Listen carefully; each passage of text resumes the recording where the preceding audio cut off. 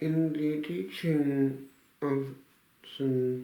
Francis de Sales, no category of human life is to be excluded from the possibility of sanctification, the devout life. Each state has its specific duties, and he insists on fulfilling those duties and not that of another state. In even royal families, like that of the saint of this day, Elizabeth of Portugal, who was actually the grandniece of another saint, Elizabeth of Hungary. One can see how grace comes through. The people are aware and they pick up where there is genuine sanctity.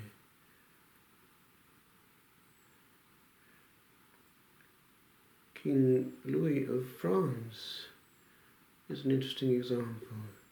When he was told, for instance, that there was a miracle going on, a Eucharistic one, not too far away, he said, "My faith is sufficient." He did not need miracles. The miracle of this saint, Elizabeth, is that of heroically maintaining peace within the elements of her warring family, and also maintaining peace while her husband, the king, was unfaithful. She even paid for the education of illegitimate children. She stayed with it as an example also to many others in our time, perhaps, that with now the new form of adultery that's in the air, with husbands watching all kinds of things virtually, wives can opt to remain in there and obtain the conversion of their husbands rather than walk away.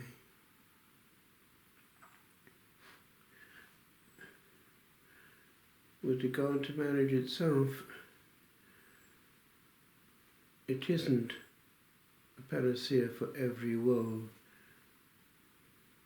and if one insists on that as a solution for problems, for instance, in the clerical world, one can be somewhat short-sighted. Marriage brings its own problems, sometimes far more complex than one can imagine. Priest who is free to love the Lord alone and the flock sent to his care, at least is free for the essential. Carrying the burden of a huge, complex family is bound to drain his energy, and the people actually will feel the difference.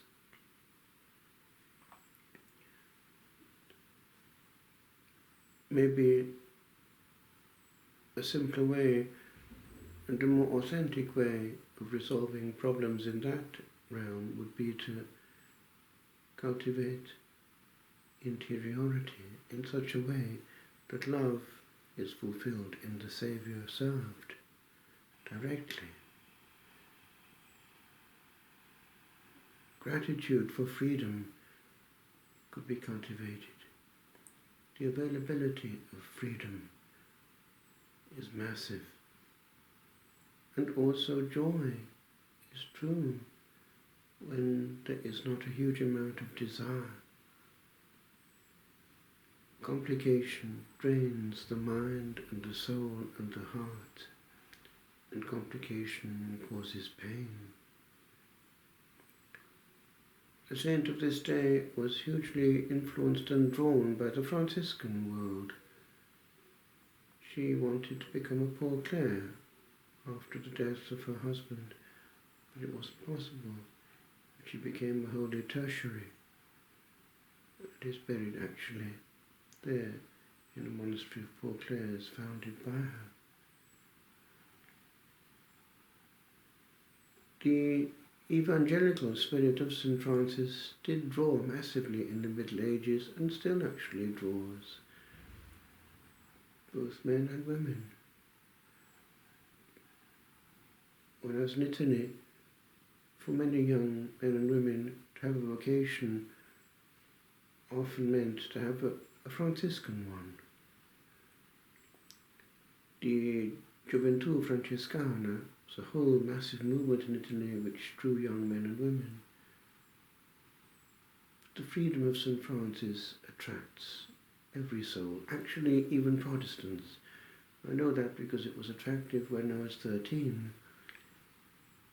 In fact, somehow, the pull to be like Francis at 13 was there already. There is something beyond denomination, beyond institution in Francis and Clare. It's just the pure gospel, simplicity, and not being encumbered by the material, empty, naked to follow the naked Christ. A beautiful and indeed a poetic and mystic realm. The canticle of creation, pure poetry and praise. The mystic capacity to see the one in the all, the hand of God, and to be just a pure chant of praise upon earth.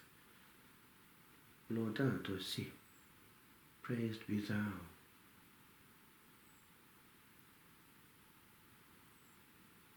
Joy comes with peace, and peace comes much more easily without complication.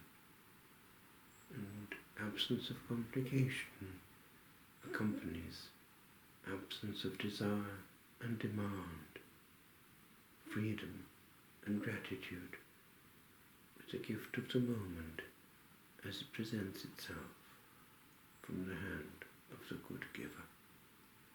And then contentment in our lot, even should it be that of a dysfunctional marriage, or even perhaps a dysfunctional community.